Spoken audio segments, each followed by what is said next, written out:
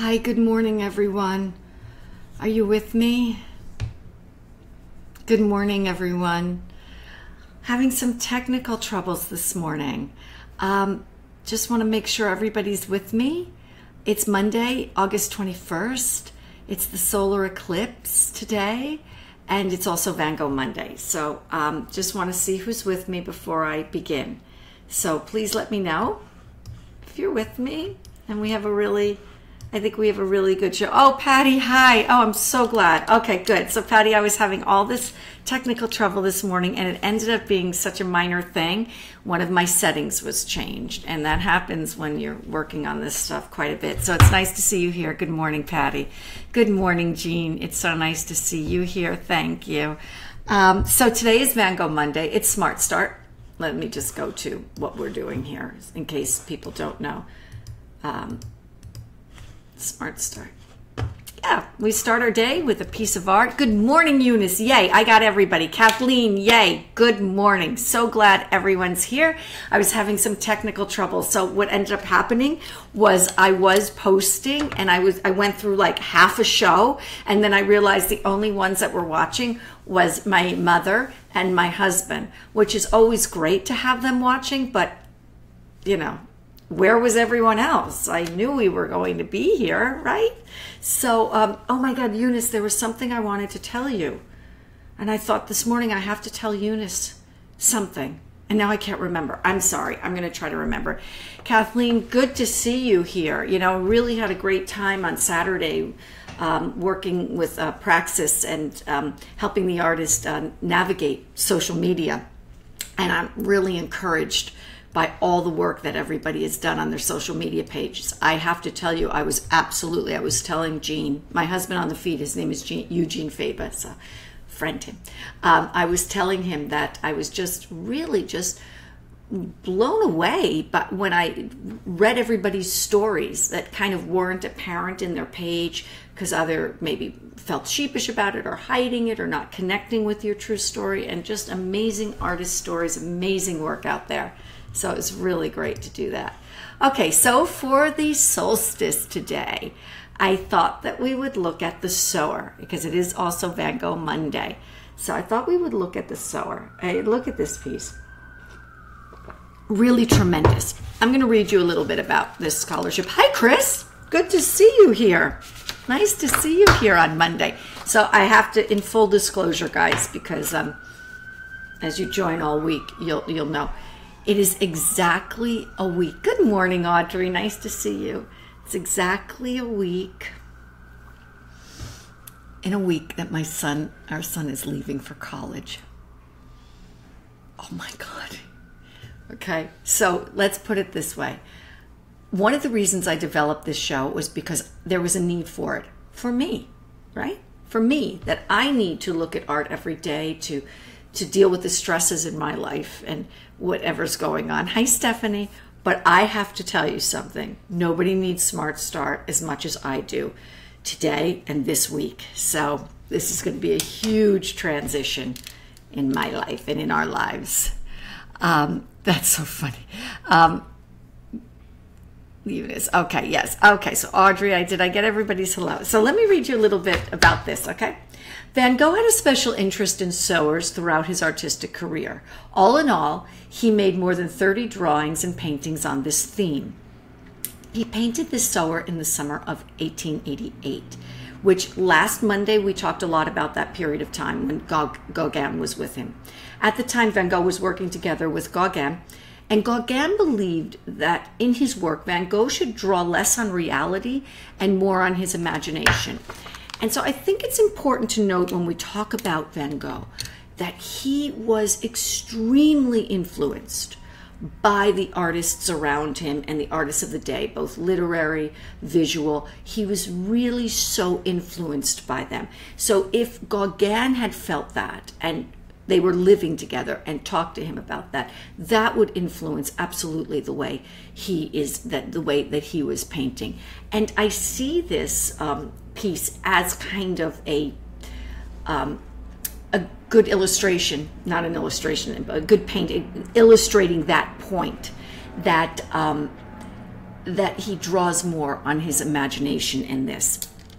And it's really, I look at that sun, and when I'm thinking about the summer solstice today, I'm very excited about it. We live between Central Park and Riverside Park. So we're going to walk to Riverside Park, William Newton, Jean Newton, our dog, and myself, and really excited to go and see that summer solstice. And so I thought this would be great. Okay, why do I see a frowny face? Who's giving me a frowny face and why? Please tell me. Okay, so here Van Gogh uses color meant to express emotion and passion. He assigned the leading roles to the greenish yellow of the sky and the purple of the field.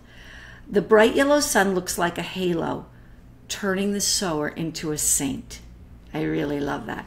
And this, what I'm reading you, is coming from the scholarship at the Van Gogh Museum, okay? And I want to tell you a funny story about, as I search for scholarship on pieces to put this show together, I have to tell you something funny that happened. Okay, in 1888, Van Gogh painted a series of pictures of a lonely figure moving across a plowed field, a favorite subject of the artist.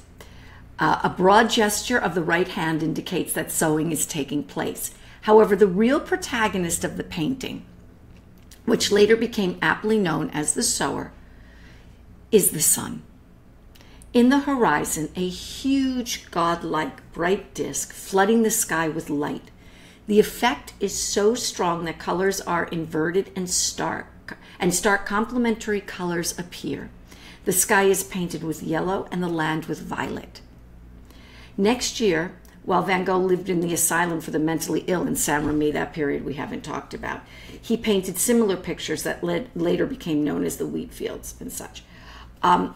So what I wanted to say about this was, well, let me take you here, because what I find so amazing with Van Gogh, and that's why we do his work on Mondays. I mean, you can dedicate a long time to Van Gogh. And I know I have artists on this feed, so please, I want to hear what you have to say about color and brushstrokes and all of that. This is not me, a monologue. This is a conversation, okay?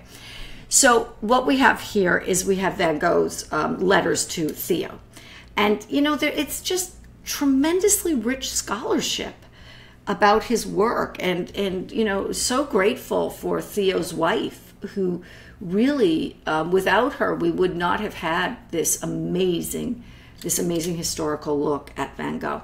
So I love that he writes to his brother, and he not only writes about the sower, he draws it for him, which I think is just incredibly obsessive and ambitious and wonderful. And I really, really love that. Hi, Mark. Nice to see you here, Mark. So good to see you. I got a late start because I had some technical issues, so I'm really happy to see you here. Okay, so he says in this, Mark, we're talking about the sower. Immense citron yellow disc for the sun. He's writing to Theo now. Sky green yellow with pink clouds. The field violet, the sower, and the tree a Prussian blue.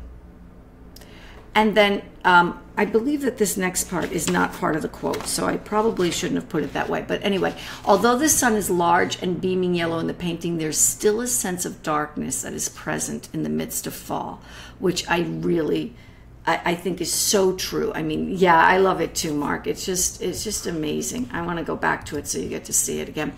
So we're in November here, right? So the seasons are changing. So now I think that there's that sense in this piece that although it is that bright, bright, bright, bright sun, there's also something that is slightly melancholy or slightly dark about it. And I really would love to know what you see in that. If you agree with that, if you disagree with that. You know, there's the notion that, and we talked about this before, that kind of his influence of Japanese prints and art, that kind of the tree, looking at that tree the way it is, feels like it has that kind of Japanese sensibility. So I want to go back to this. And again, talking about Van Gogh and influence, you know, he's a very intelligent man, well educated. He loves the work of Yes, Eunice, you see that, right, with the Japanese. Okay, he's very influenced by the work of Zola also, and I really felt like this quote really speaks to Van Gogh about Zola. And he said, a work of art is a corner of nature seen through a temperament. How true is that? Isn't everything seen through a temperament? I'd love to know what you guys feel about that. I think we all see things through our particular temperament. And I don't think we can separate ourselves from that. And I think that specifically, Van Gogh certainly did see the world through a particular temperament. So I want you to look at, now I thought it would be interesting to look at another Sower that he does here. Sower with the setting sun. I really like this piece as well. Although the other one I just feel is, I don't know, there's something, something much more, not interesting. I love all his work, but it calls to me a little bit more. But I think this is an amazing piece. I really love, Audrey says temperament, I agree. And as our temperament changes, so does our interpretation of the piece. I could not agree with you more, Audrey. And you bring up a really amazing point. And then Mark, I'm going to read your point, and Kathleen, I'm going to read your point. I think you bring up such an amazing point, Audrey, and that is that the works of art that I looked at, in my undergrad program, or works of art that I looked at later on, or whatever, I come to differently today because I'm a different person with a different temperament. And we can say that day to day or decade to decade or whatever it is. And I think that's why art is so universal. And I think it's why it's something that you can look at paintings over and over and over again. And it's something that changes. It's like this living, breathing thing. And when, on a more technical note of my other work that I do as a gallerist and a dealer, when a client acquires a piece of work from me, a lot of times they'll ask people that are not, those that are newer at collecting, let's say, what if I get tired of it? And I say to them, well, I could, resell it. Or what if you thought about it this way, that the work you acquire, the work you look at, is a diary of your life, of where you are at that moment.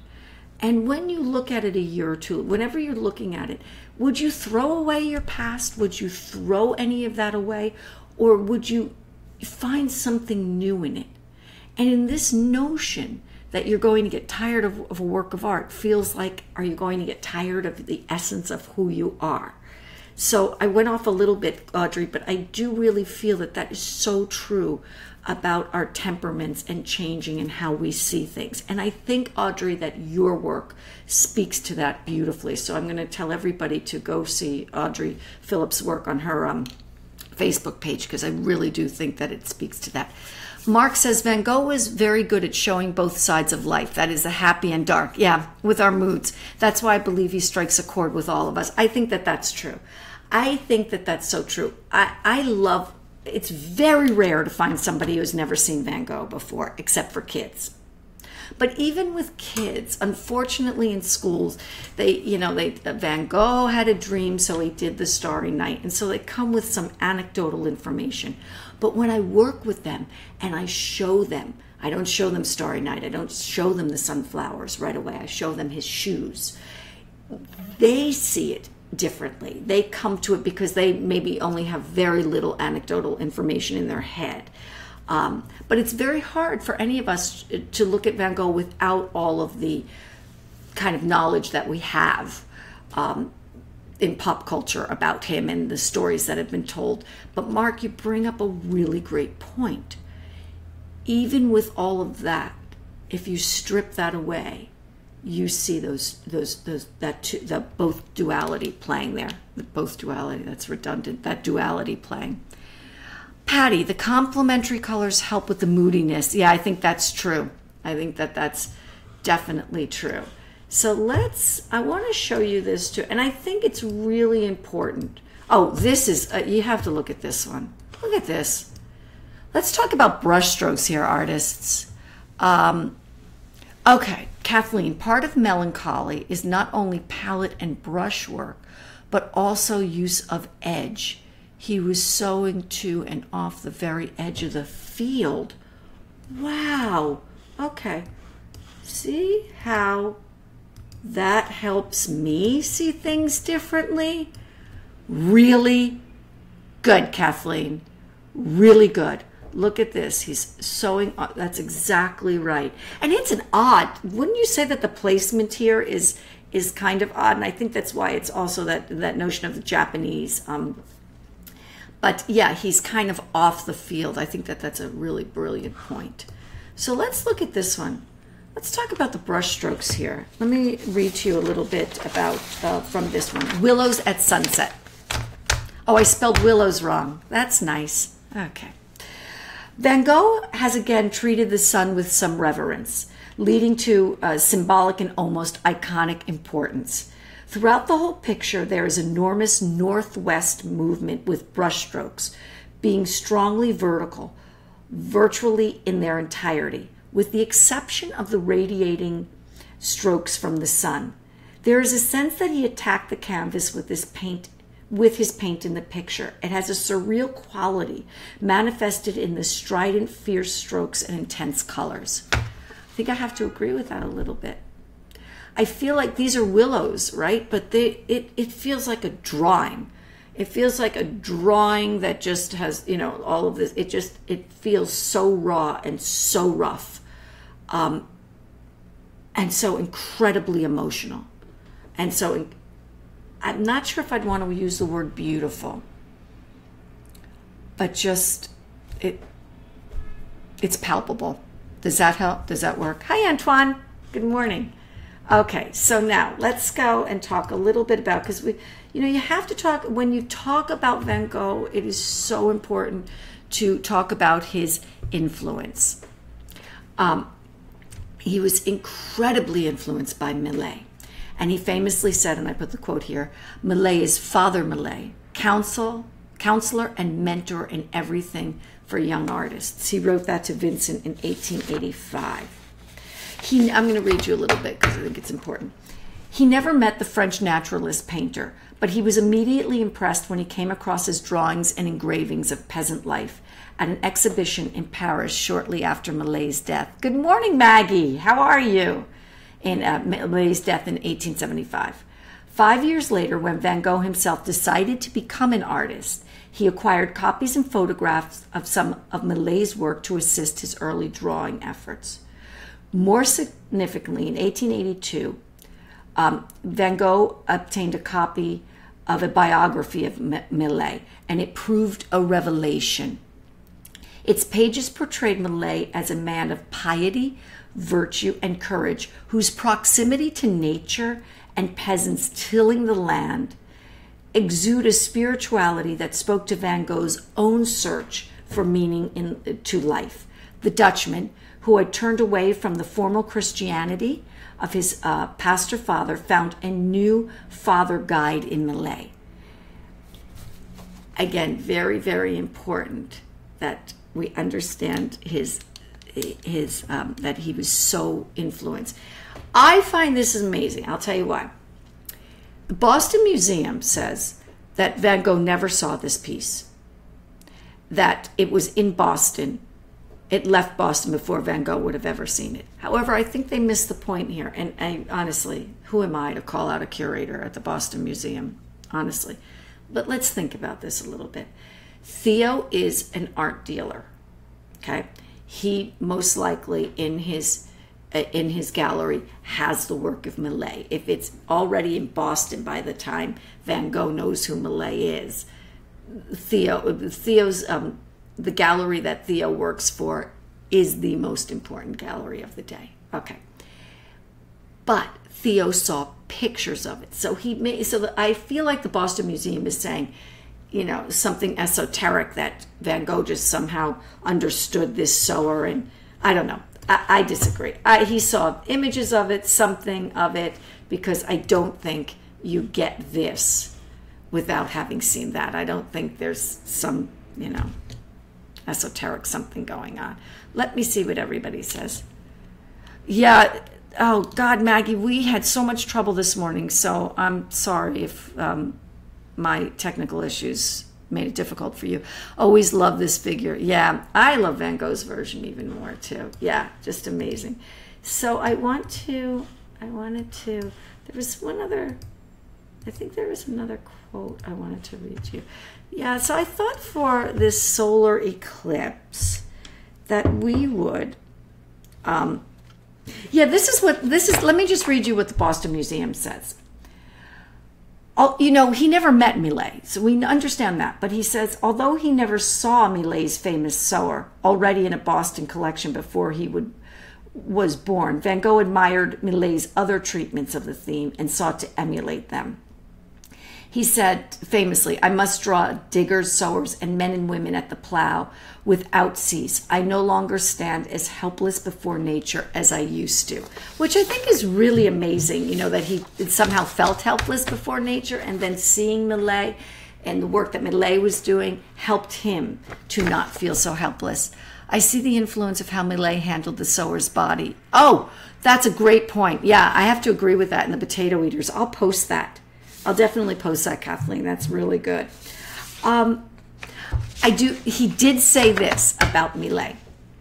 If someone plays Beethoven, he adds his own personal interpretation in the music, especially in the singing. The interpretation also counts, and the composer doesn't have to be the only one to perform his compositions.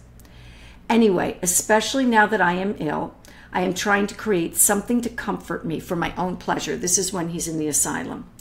I put the black and white by or after Delacroix or Millet in front of me to use as a motif, and then I improvise in color, seeking reminiscences of their paintings, but the memory, the vague consonance of colors, while at least correct in spirit.